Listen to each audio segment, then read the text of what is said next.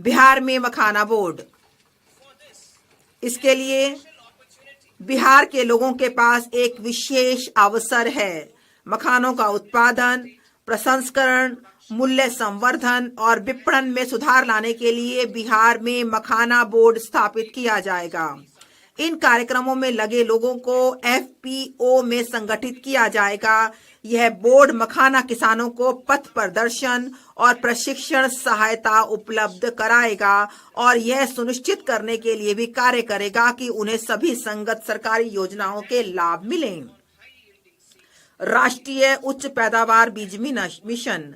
राष्ट्रीय उच्च पैदावार बीज मिशन का कार्यान्वयन किया जाएगा, जिसका उद्देश्य एक, अनुसंधान परिवेश को बढ़ावा देना, 2, उच्च पैदावार, कीट प्रतिरोधी और जलवायु अनुकूलन के गुणों से संपन्न बीजों को लक्षित विकास और प्रचार करना, 3 जुलाई 2024 से जारी किए गए बीजों की 100 से अधिक किस्मों को वाणिज्यिक स्तर पर उपलब्ध कराना होगा। मत्स्य उद्योग। भारत मत्स्य उत्पादन और जलीय कृषि के क्षेत्र में विश्व भर में दूसरा सबसे बड़ा उत्पादक देश है। समुद्री खाद्य निर्यात का मूल्य 60,000 करोड़ है। समुद्री क्षेत्र की अनुप्रयुक्त संभावनाओं के द्वार खोलने के लिए हमारी सरकार अंडमान और निकोबार तथा लक्षद्वीप जैसे द्वीपों पर विशेष ध्यान देने के साथ भारतीय विशिष्ट आर्थिक क्षेत्र और गहरे समुद्र में सतत मछली पकड़ने को बढ़ावा देने के लिए अनुकूल फ्रेमवर्क लाएगी। कपास उत्पादकता मिशन। कपास उगाने वाले लाखों किसानों के लाभ के लिए कपास उत्पादकता मिशन की घोषणा करते हुए मुझे हार्दिक प्रसन्नता हो रही है। इस 5 वर्षीय मिशन से कपास कृषि की उत्पादकता और वहनीयता में पर्याप्त सुधार लाने में मदद मिलेगी और कपास की अधिक लंबे रेशे वाली किस्मों को बढ़ावा मिलेगा।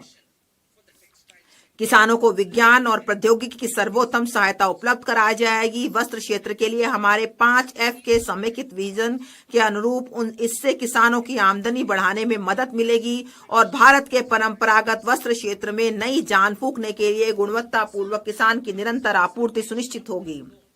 किसान क्रेडिट कार्ड के माध्यम से अधिक ऋण।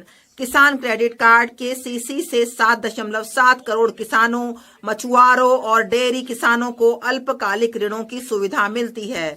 संशोधित ब्याज सब्सिडी योजना के अंतर्गत किसान क्रेडिट कार्ड के माध्यम से लिए जाने वाले ऋणों के लिए ऋण सीमा 3 लाख से बढ़ाकर 5 लाख कर दी जाएगी। असम में यूरिया संयंत्र। यूरिया उत्पादन में आत्मनिर्भरता के लिए हमारी सरकार ने पूर्वी क्षेत्र में निष्क्रिय पड़े 3 यूरिया संयंत्रों में उत्पादन पुनः आरंभ किया है। यूरिया की आपूर्ति और अधिक बढ़ाने के लिए नामरूप असम में 12.7 लाख मैट्रिक टन की वार्षिक उत्पादन क्षमता वाला एक संयंत्र स्थापित किया जाएगा।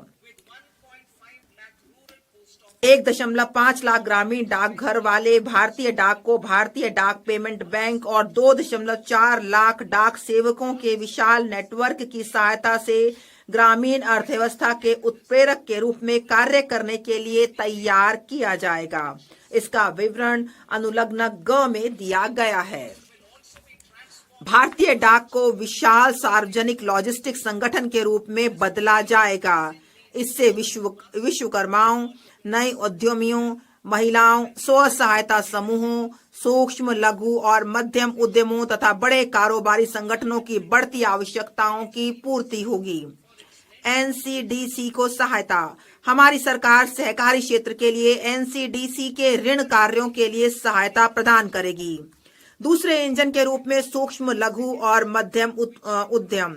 अब मैं दूसरे इंजन के रूप में सूक्ष्म, लघु और मध्यम उद्यमों की ओर बढ़ती हूँ, जिनसे 5.7 करोड़ एमएसएमई पर ध्यान के साथ विनिर्माण और सेवाएं शामिल हैं।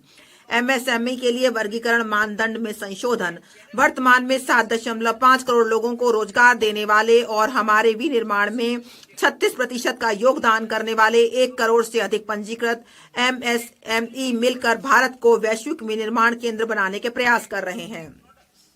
ये एमएसएमई अपने गुणवत्तापूर्ण उत्पादकों के साथ हमारे निर्यात में 45% योगदान कर रहे हैं।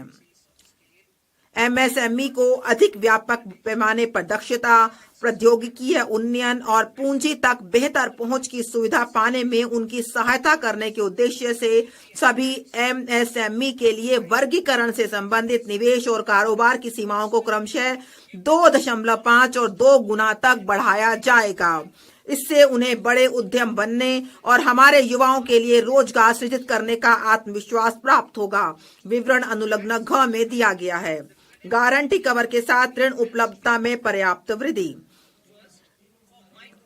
सूक्ष्म और लघु उद्यमों के लिए 5 करोड़ से बढ़ाकर 10 करोड़, जिससे अगले 5 वर्षों में